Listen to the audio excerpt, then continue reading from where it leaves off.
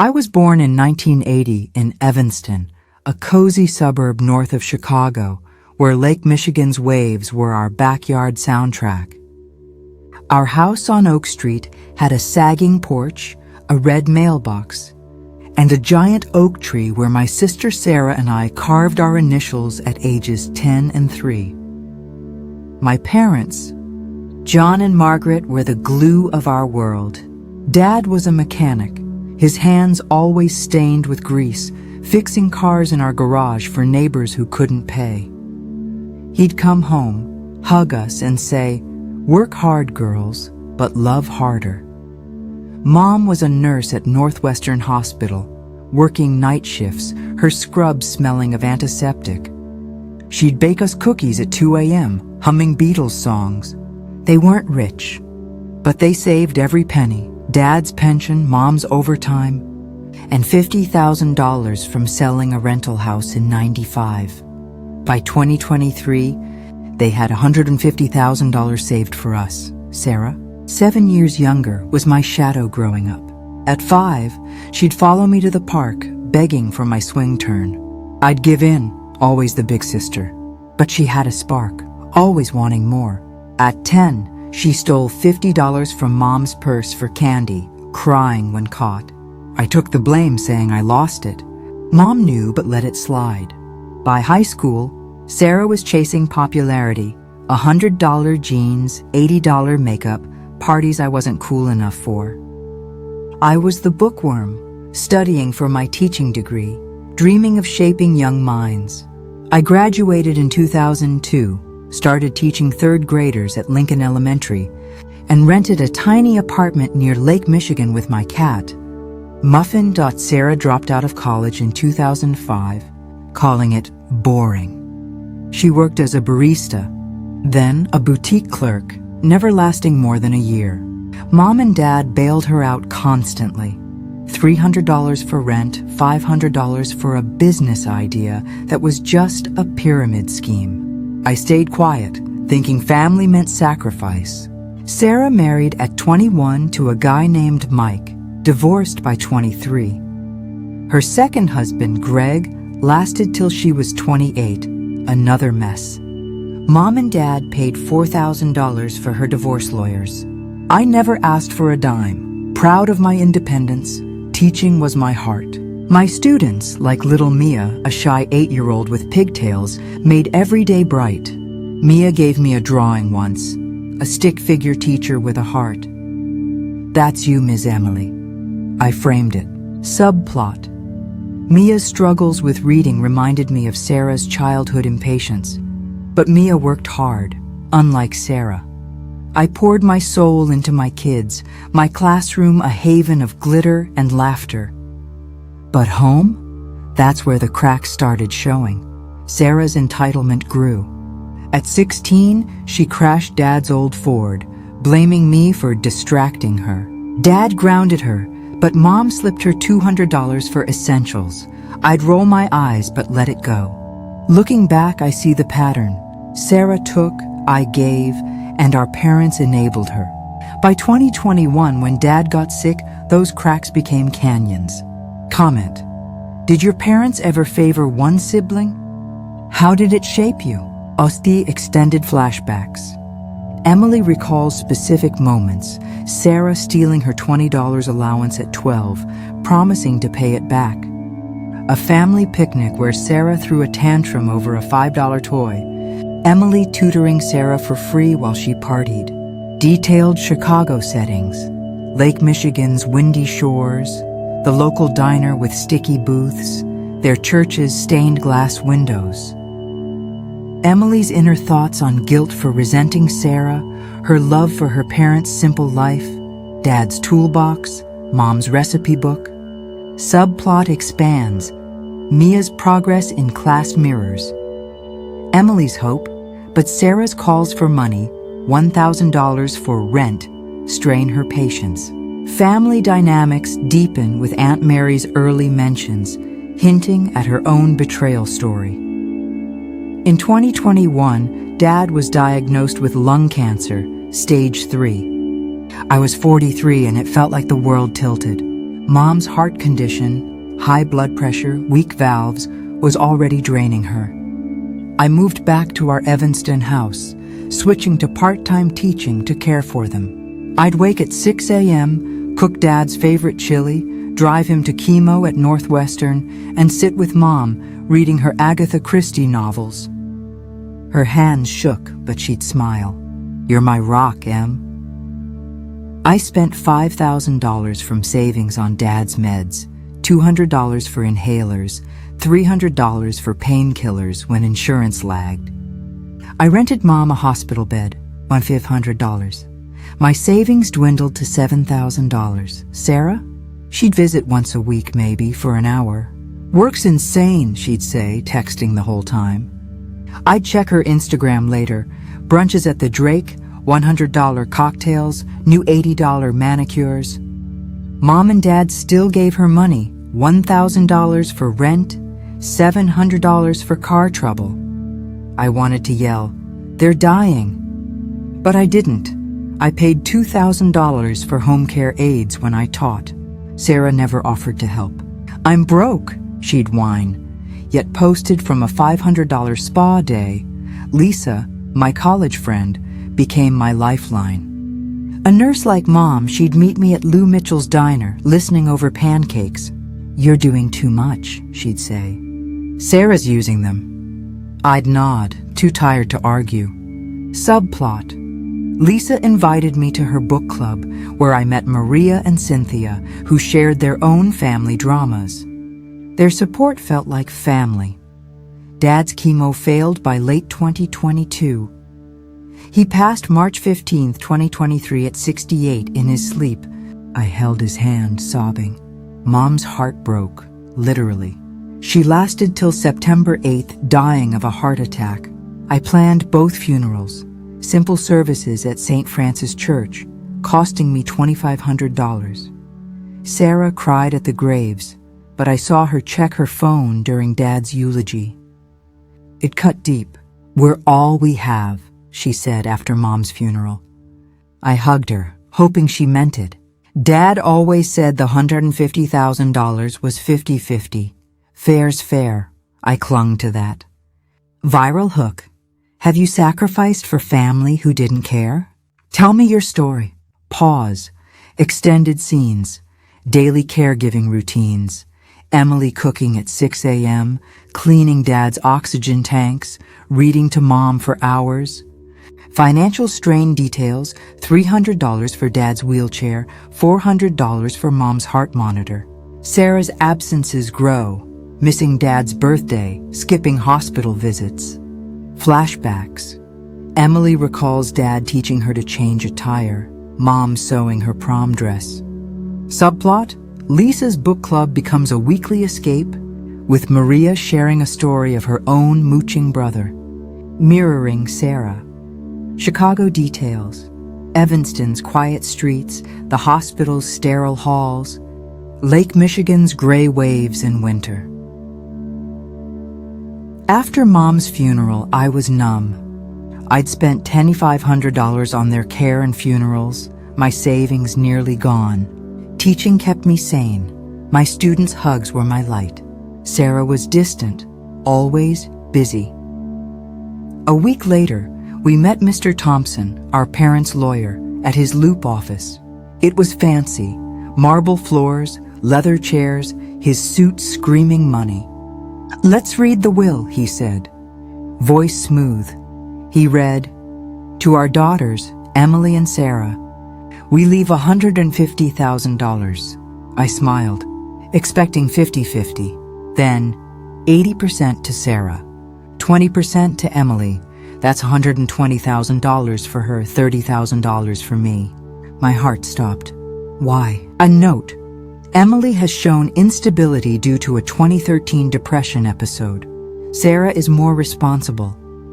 Signed in 2022, when Dad was bedridden and Mom could barely speak.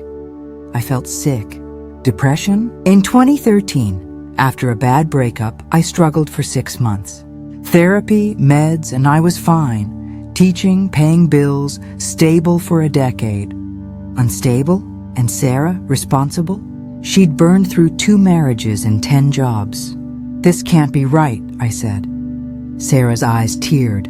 Crocodile tears, I later realized. "I'm sorry, Em. They worried about you." Thompson nodded.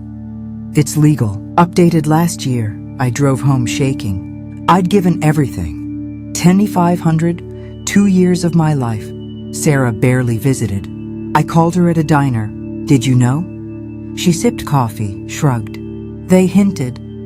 "They trusted me." I wanted to scream. Subplot. That night, I met Tom, my neighbor, a 47-year-old accountant with kind eyes. He saw me crying on my stoop, brought me tea. "You okay?" he asked. I didn't spill, but his warmth gave me hope. I told Lisa everything. "That's not their will," she said. "Find proof." I took my $30,000, paid a $12,000 student loan, and saved the rest. The will haunted me. Comment. Ever been shocked by a family decision? Share below. Pause. Extended grief scenes. Emily visiting mom's grave, touching the cold stone. Detailed will reading. Thompson's smug tone, Sarah's fake sniffles. Flashbacks. Emily's 2013 depression, crying in her apartment, therapy sessions that rebuilt her. Subplot. Tom's small gestures, leaving cookies at her door, hint at romance. Chicago settings. The Loop's skyscrapers, Emily's cramped apartment, Lake Michigan's stormy waves. Inner thoughts. Emily's guilt for doubting Sarah, her rage at the instability lie. Sarah transformed overnight. She quit her boutique job, saying she needed grief time. Then the spending hit. A red SUV, $40,000, posted on Instagram. New baby. Trips, Hawaii, $12,000, beaches, luau's. Miami, $10,000, yachts, clubs. Designer bags, $5,000. Jewelry, $3,000. Living my truth, she captioned. I calculated $70,000 in 5 months. Over half her share, family buzzed. Aunt Mary called, "Sarah's got a new guy, acting rich." Sarah denied it. "Just friends." But I saw a photo on her story. Her with a man in a pinstripe suit, rooftop bar, Chicago skyline glowing. The suit matched Thompson's. Flashy watch, slick vibe. My stomach twisted. An affair? With our lawyer? Sarah called. "Em, loan me $2,500 for car repairs." I laughed. "Use your $120,000. She hung up furious. I drove by her apartment in Rogers Park, saw Thompson's BMW at 11 p.m. My suspicions grew. While packing Mom and Dad's house for sale, I found a 2018 will draft in Dad's desk, 50-50, no instability nonsense. Proof something was wrong. Subplot. Aunt Mary invited me for coffee, sharing her story. Her sister Ellen cut her out of their parents' will in 1995, taking a $100,000 farm. "Greed tears families apart," she said. It mirrored my pain. I told Lisa at Lou Mitchell's. "Hire a PI," she urged. I spent $4,000 on Jack, an ex-cop. "I'll tailor, check records," he said. First report, Sarah and Thompson at a hotel, photos of them kissing. Affair confirmed. Comment. Ever caught someone living a lie? Tell me. Oz, extended scenes, Sarah's Instagram posts, Hawaii sunsets, Miami clubs. Detailed house packing. Emily finding Dad's old tools, Mom's recipe cards, the 2018 will. Subplot. Mary's full story. Her sister's betrayal.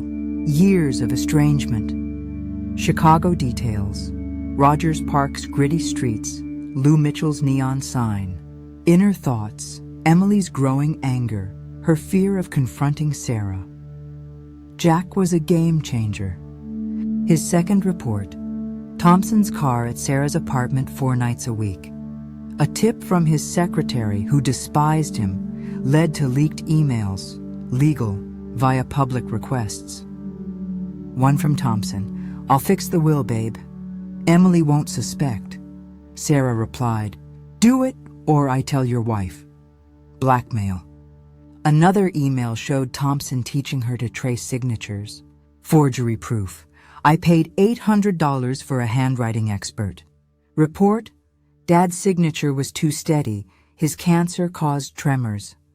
Mom's was too smooth. Her heart meds made her shaky. Forged. I remembered Sarah visiting them alone in 2022 when Dad was too weak to argue. Had she tricked them? Or faked it? Subplot. Sarah spread lies, telling Aunt Mary and Uncle Joe I was unhinged from depression. Mary called, worried. I met her at her Evanston home, showed the forgery report. "She's lying," I said. Mary hugged me. "I'm with you." Her own sister's betrayal fueled her support. Meanwhile, Mia's class project, a book about heroes, inspired me. She called me her hero for helping her read. I clung to that. Sarah's spending continued.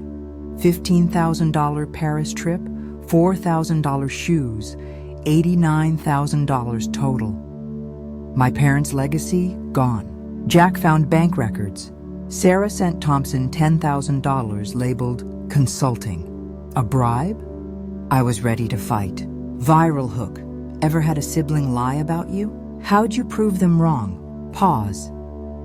Extended investigation. Jack's stakeouts. Late night calls with Emily. Detailed emails. Thompson's flirty tone. Sarah's demands. Subplot. Mia's project scenes. Emily helping her write, feeling purpose. Chicago settings. Jack's office in Wicker Park, Mary's cozy kitchen. Flashbacks.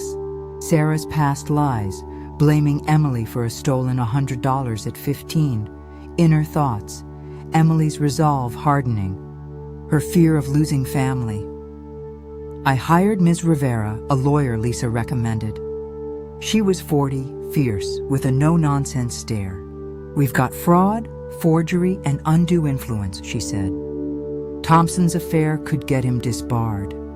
I gave her everything. Emails, photos, handwriting reports, bank records showing Sarah's $89,000 spending, my $10,500 in care costs. We sought $150,000 plus $50,000 damages. More evidence. Aunt Mary saw Sarah with will papers in 2022. Uncle Joe overheard her brag about fixing things with Thompson. Bank records showed Sarah's $10,000 to Thompson. Ms. Rivera said, "That's a bribe." Flashbacks. Sarah as a teen, stealing Mom's $200, promising to change. She never did. I'd been naive. Subplot. Tom invited me for coffee, sharing his own loss. His brother died in 2020. "You're strong, Emily," he said. Our talks became daily, a spark growing. Ms. Rivera warned, "Thompson's connected. He'll play dirty." He did, spreading rumors I was delusional. But Mia's class gave me a banner. "Ms. Emily, you're our star." It kept me going. Comment. Has a small gesture ever pushed you forward? Pause. Extended legal prep.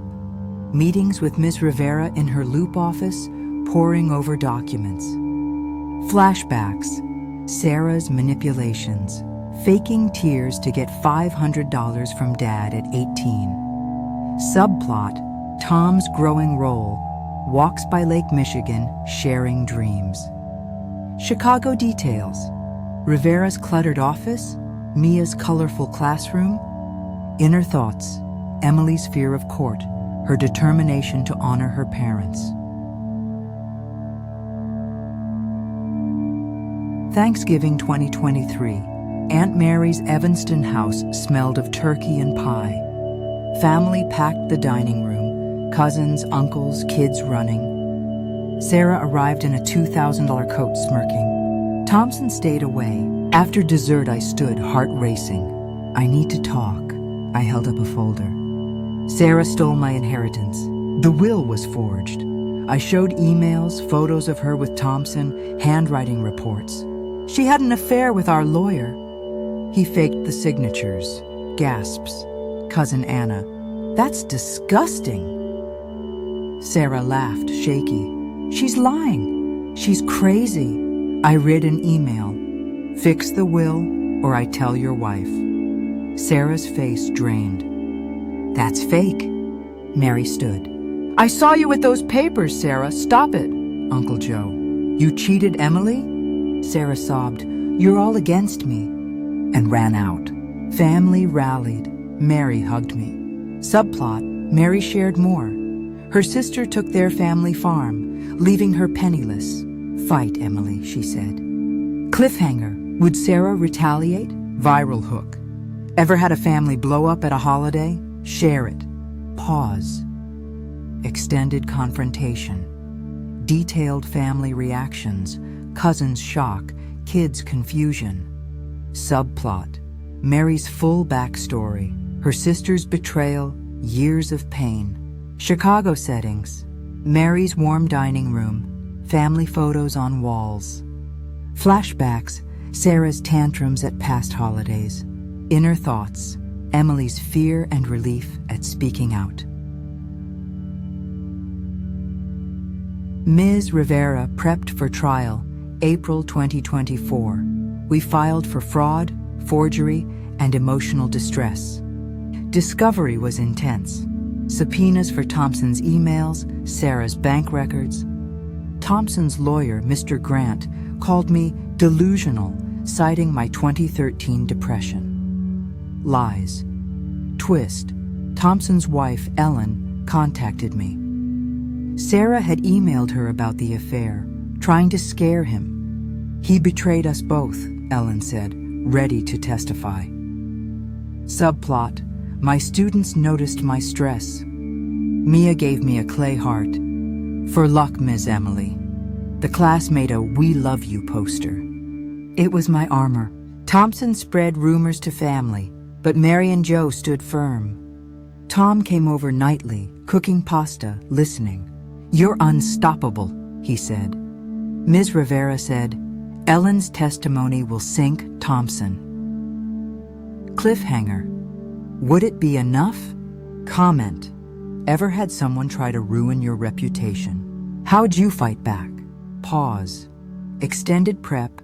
Rivera's strategy sessions. Late night calls with Ellen. Subplot. Student support. Class scenes. Mia's heart gift.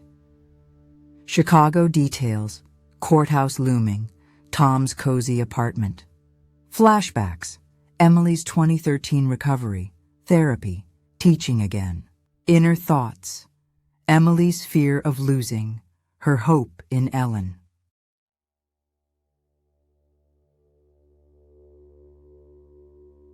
Trial day, Chicago courthouse. Marble halls, stern bailiffs. I wore Mom's pearl necklace, channeling her strength. Sarah and Thompson sat across, avoiding me. Ms. Rivera was fierce. Grant attacked. Emily's unstable. I glared. He wouldn't win. Ellen testified. My husband had an affair with Sarah, a client. He forged the will.